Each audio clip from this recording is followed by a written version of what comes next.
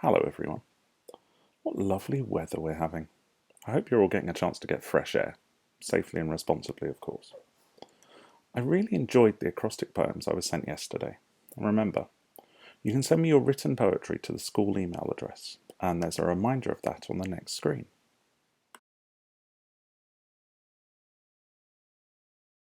Today we will be looking at Kenning's poems.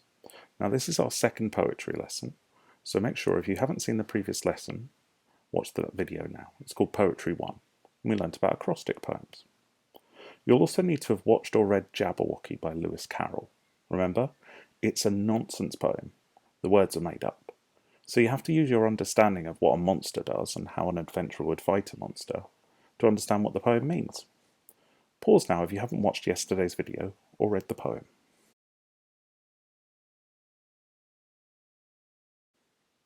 Okay, so we're ready to start today's learning. You'll need the document Kenning's Poems to help you. Pause now to make sure you have that document ready.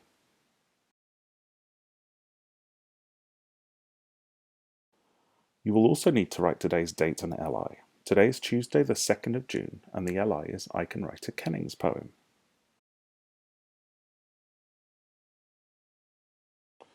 So, I've written a Kenning's poem, and we're going to have a look at it together, and we're going to work out what the purpose of a Kenning's poem is.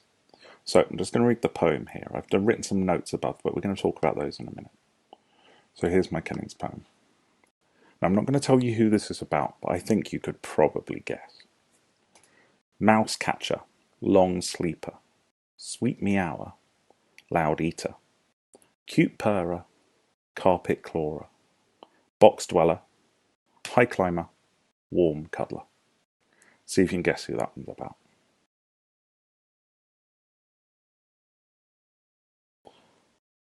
So, I'm sure you probably guessed that that was a poem about my cat, Cat Monkey. And she does all of the things that I said she did in the poem. Now, a Kenning's poem, its purpose is to give us some clues about its subject. Remember, a subject is who or what something is about. So this poem gives you lots of clues about Cat Monkey, but it doesn't say this is a poem about Cat Monkey and just describe her. It does it using this method of having these two words. So we're going to look at how you write the poem in a minute, but for now, my question is, think back to what I said. What does a Kenning's poem do?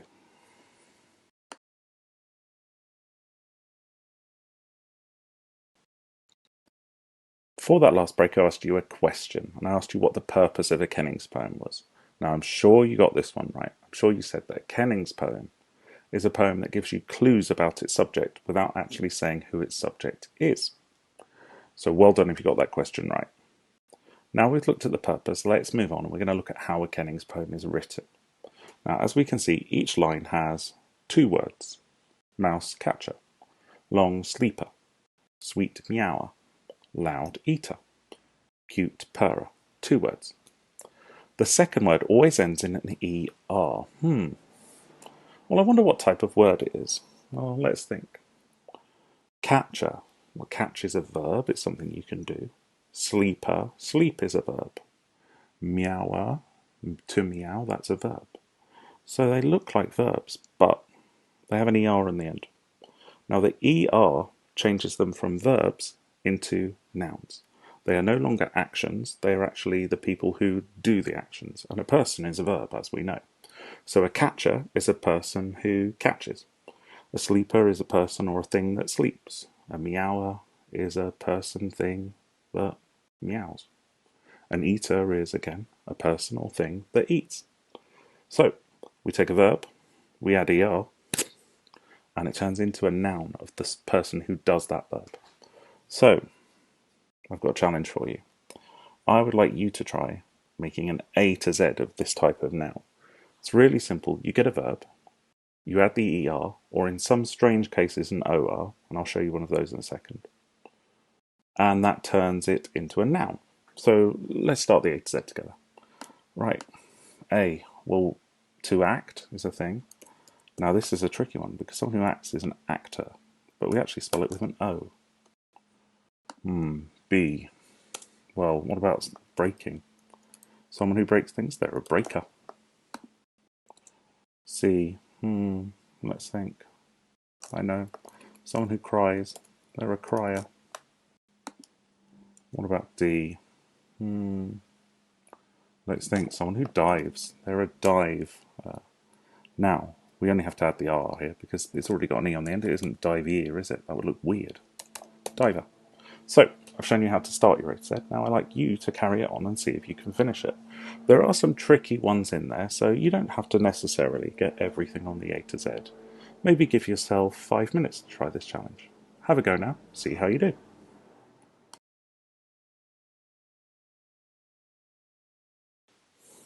Okay, I hope you had a great time writing your A to Z of those ER or OR nouns. They will come in handy when we're writing our own poems in a few minutes. Now, let's look at the first word on each line.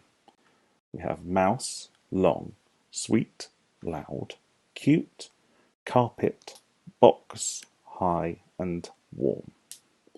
Now, I'm sure most of you can recognise what type of word those are. They are adjectives. I know some of them are tricky though, aren't they? Something like carpet. Well, carpet's normally a noun, isn't it? But in this case, the word carpet is describing the clawer. So my cat's a clawer. She claws things, and she claws carpet. She doesn't claw boxes because she likes to sleep in those, and she doesn't claw me because that would be mean.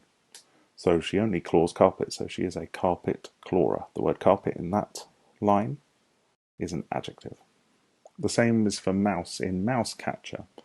She's a catcher, she catches things, and she catches mice. She doesn't catch butterflies. She doesn't catch baseballs. That would be bizarre. She catches mice, so she's a mouse catcher. The word mouse in that line becomes an adjective. So, can be a little bit confusing, can't it? Because at the beginning we have adjectives that sometimes look like nouns, and at the second word we have a noun that sometimes looks like a verb. Confusing, right? Luckily, I have written this up here to help you. 2 words on each line. The second word is always a noun that means someone that does a thing. A catcher is someone who catches, a sleeper is someone who sleeps. The first word is an adjective. Now, sometimes it can be a word that's normally a noun, but it is an adjective because it is describing the second word. So, I think we need a challenge, don't we? We need to write ourselves a little Kennings poem about something we're familiar with. So, I would like you to choose something you're familiar with. I'm very familiar with my cat. You might be very, very familiar with one of your pets, or even an animal that you like a lion, or a tiger, or a polar bear, or a butterfly. And I'd like you to try writing your own Kennings poem, just like I've done with mine about my cat, about the animal that you choose. So pause the video, have a go at writing your own Kennings poem now. Remember to use my example to help you, and also, this is like a descriptive success criteria. You can also use your A to Z of the nouns with E and OR to help you. Pause now and try that first challenge of writing your own Kennings poem about.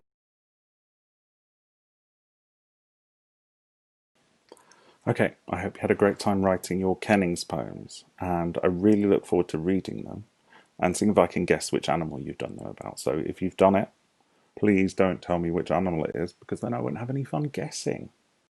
Now, let's try another challenge, shall we? We need to write a Kennings poem about that furious beast, the Jabberwocky. So what do we know about the Jabberwocky? Well, let's see. Breathes fire.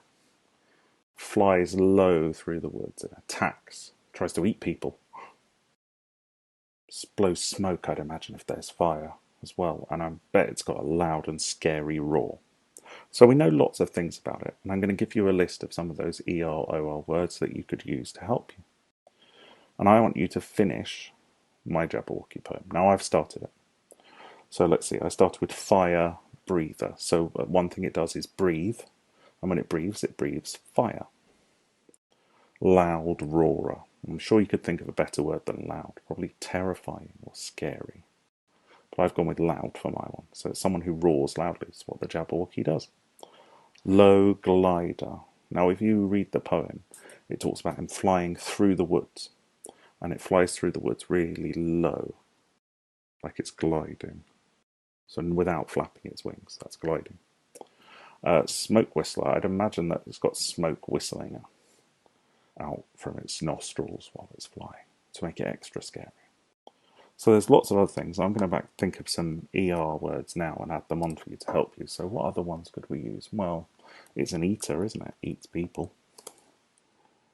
It's a chaser because it can chase you. It's a flyer.